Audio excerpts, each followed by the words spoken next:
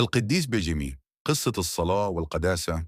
في قرية هادية اسمها فيشا في محافظة البحيرة، اتولد طفل اسمه بيجيمي، ومعنى اسمه في القبطي الوجود. كبر وسط أسرة بسيطة مؤمنة، وكان بيرعى غنم أبوه، وهناك في وسط الطبيعة اتعلم يسمع صوت ربنا في الهدوء ويتأمل محبته. وفي يوم وهو عنده 12 سنة ظهر له ملاك في شكل ولد زيه في نفس السن، وقال له إنه عايز يترهبن. الكلمة دي لمست قلب بيجيمي، ومن اليوم ده اشتعل جواه شوق عجيب لحياة الرهبنة. وبعد 3 أيام جاله 3 رهبان خدوه معاهم على برية نيتريا، وبعدها على برية شيهيت، وهناك ابتدى طريق القداسة. قضى 7 سنين بين الرهبان، عايش بروح الطاعة والاتضاع لحد ما لبس الإسكيم وهو لسه شاب صغير. كل اللي حواليه شافوا فيه نعمة خاصة، وكانوا بيستشيروه في كل أمورهم، وهو دايما شايف نفسه أقل الكل. كل يوم كان بيجاهد بالصوم والصلاة، وكان يهرب من المجد الباطل ويقول لنفسه: ماذا أفعل إن افتقدني الرب وأنا وسط الناس؟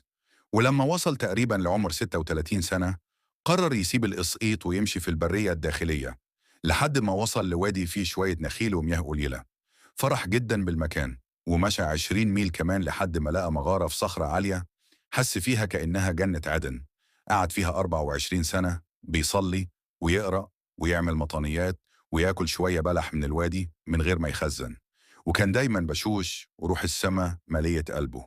حاربته الشياطين بأشكال مرعبة، لكن كان يسخر منهم بعلامة الصليب ويفضل ثابت في صلاته.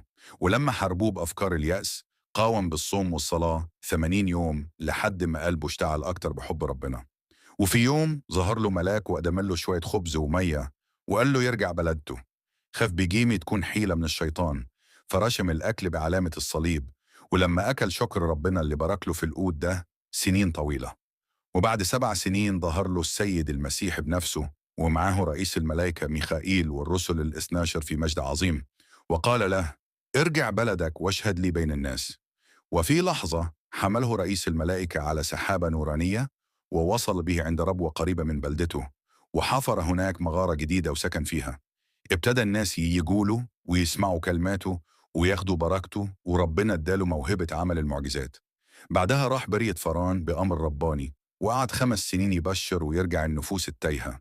ولما رجع مغارته بقت مركز تعزية للكل، المتعبين والمحتاجين والمرضى.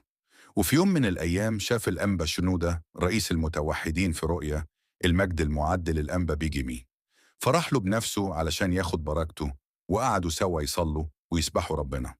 وفي أول كيهك حمى شديدة أصابته، وفي يوم 11 كيهك شاف جماعة من القديسين ومعاهم الملائكة جايين يزفوا نفسه للسماء. وفي اللحظة دي سلم روحه بسلام، والكنيسة بتعيد بنياحته في يوم 11 من كيهك.